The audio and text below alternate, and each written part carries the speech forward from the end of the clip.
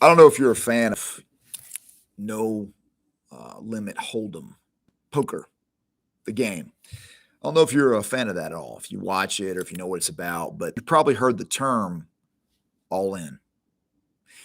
And it comes from, not to teach you how to play poker or anything, but it comes from this point where you've come to a point with your hand that you're willing to bet everything on it.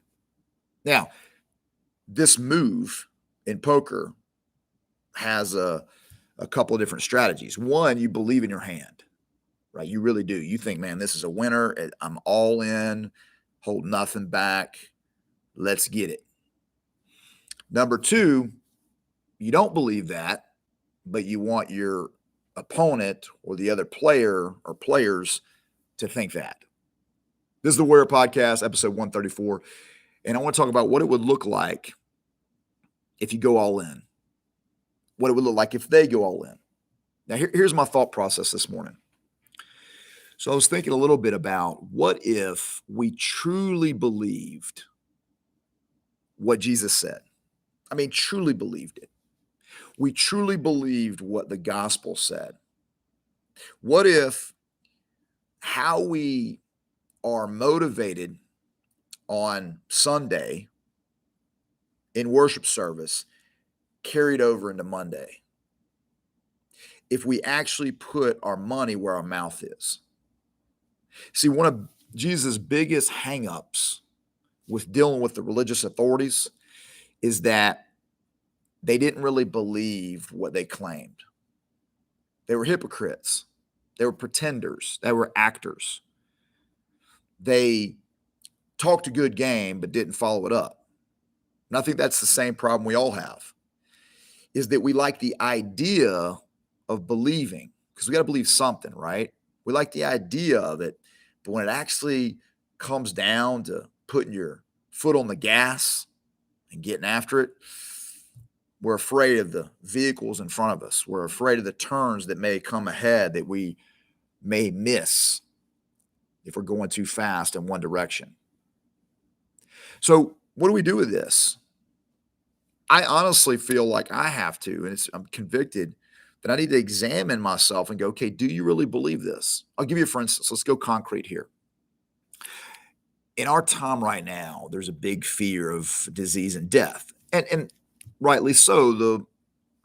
Life seems to always be hanging on a teeter. Anything out there, there's millions of things out there that can kill you, right? Well, we're told not to fear death. We're told to fear the Lord only. And we're also told as believers that there's resurrection, that this life that we live right now is temporary and it needs to be lived 100% for the Lord. Now, we're not talking about being reckless, but I think you're reckless in the Lord for what he wants, his agenda. And so life to us is more than breathing in and out. It's also the relationships we have, the connections, the opportunities, the sources of income, influence, whatever it is, like what our life is composed of. And we look at that as like, man, I don't want to lose some of these things. I don't want it to die.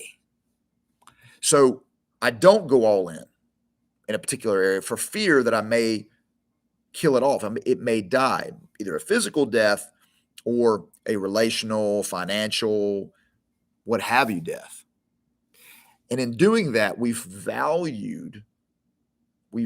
put our treasure there. We value that more than Christ and his kingdom. There's no way else to slice it. We can make excuses and say, oh, well, really, because you got to always remember in Proverbs, we learn a few times as you read through it that a man is always right in his own heart. We can always justify our thoughts on things. That's the nature of the sinful nature. No, it's different with me. It's different. There's a reason for that. And if you knew the reason, then you would see it from my perspective and know that I'm in the right. But we're also taught that the heart is deceitful above all things, and that He who doesn't really care about knowledge and understanding and the facts, but only that his heart may discover itself or express itself, is the fool. So what's the resolution here? What's the end game with this? Is I think we need to really examine, do we believe this? And if so, why isn't it reflected in our walk? I'll leave you one last little note. There was a guy who was paralyzed in the Gospels for like 30 years. And he was crying out, Son of David, son of David, have mercy on me. To where people are like, man, shut up, you know. And Jesus has this guy before him, and he asks him, what would you have me do for you? Now, most people don't think twice about that story, but ask yourself this. This man's been paralyzed for 30 years. He's basically made a profession out of it. It's his identity. It's who he is. He doesn't know anything else. It's almost as if Jesus asked him, do you really want me to heal you? What is it you'd have me do for you? I would think it'd be obvious. Why isn't it obvious, Lord? I'm paralyzed. But apparently not. Jesus says, what do you want me to do for you? And the guy says, I want to walk. And so Jesus says, so walk, basically, my words. But that's going to radically change that man's existence. He now has to go all in. There's no more going back to being a beggar and sitting on the side of the road and hoping that people keep paying him money or feel sorry for him or whatever his identity was wrapped up in at that time. And the same can be said for us. What is it you want Jesus to do for you? Or what should we be doing for him? Because he's done all for us already.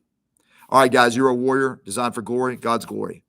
Remember, as always, if you like the content, like, subscribe, and share, and I'll continue to put the content out. God be with you. Peace.